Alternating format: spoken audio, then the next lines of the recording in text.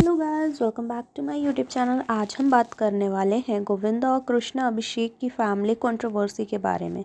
कृष्णा की सिस्टर आरती की शादी हुई, गोविंदा जी आए बट उनकी वाइफ सुनीता आहूजा नहीं आई। उसके बाद एक बार फिर से ओल्ड इंटरव्यू सर्कुलेट होने लगे जहां फैमिली के अंदर चल रही प्रॉब्लम डिस्कस हो रही थी।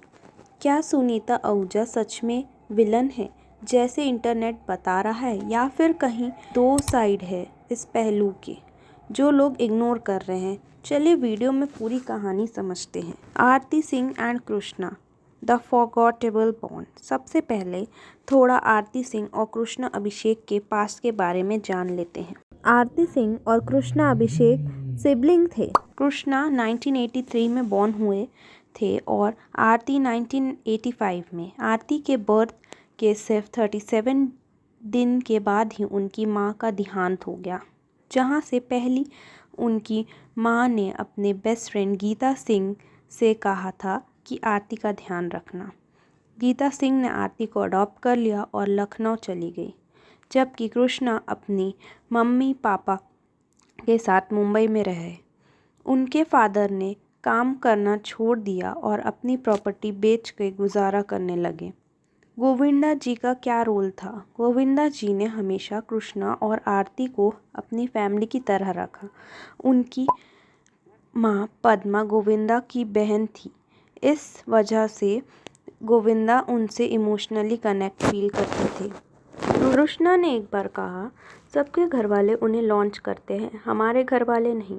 मतलब गोविंदा जी के बॉलीवुड कनेक्शन होने के बावजूद कृष्णा को इंडस्ट्री में कोई स्पेशल ट्रीटमेंट नहीं मिला।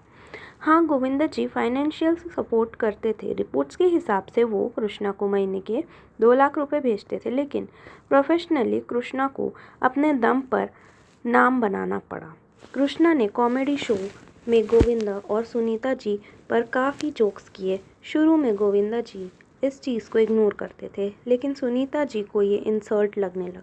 गोविंदा ने एक बार कहा था, मुझे समझ आता है कि कृष्णा लिखा हुआ स्क्रिप्ट बोलता है, लेकिन उसके पास ऑप्शन है राइटर को बोलने के लिए कि लाइंस को ना लिखो।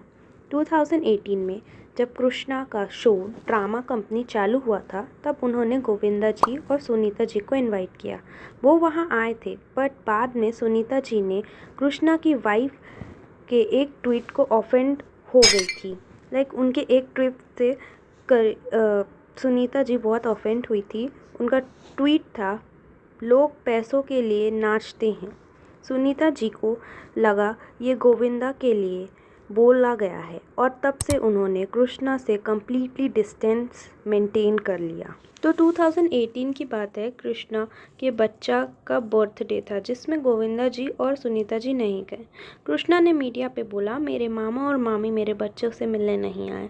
गोविंदा जी का साइड ये था, उन्होंने कहा कि जब कृष्णा के बच्चे पैदा हुए थे तब वो हॉस्पिटल गए थे, लेकिन उन्हें मिलने नहीं दिया गया क्योंकि कुछ सेफ्टी रीज़न था। इस वजह से उन्हें ये लगा कि कृष्णा झूठ बोल रहा है और फैमिली में और ज़्यादा अटेंशन बढ़ गई।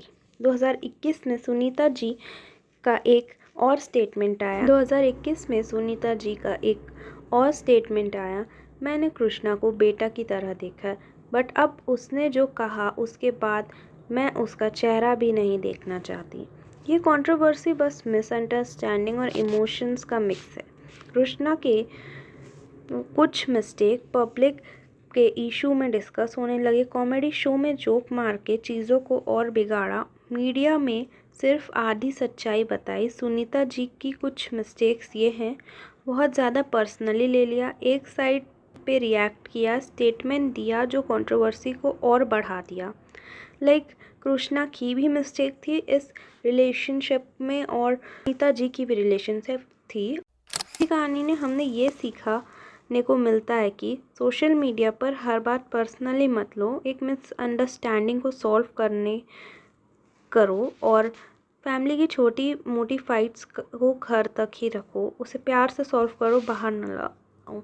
आज भी गोविंदा जी और कृष्णा के फ्रेंड्स चाहते हैं कि ये रिश्ता फिर से सुधर जाए।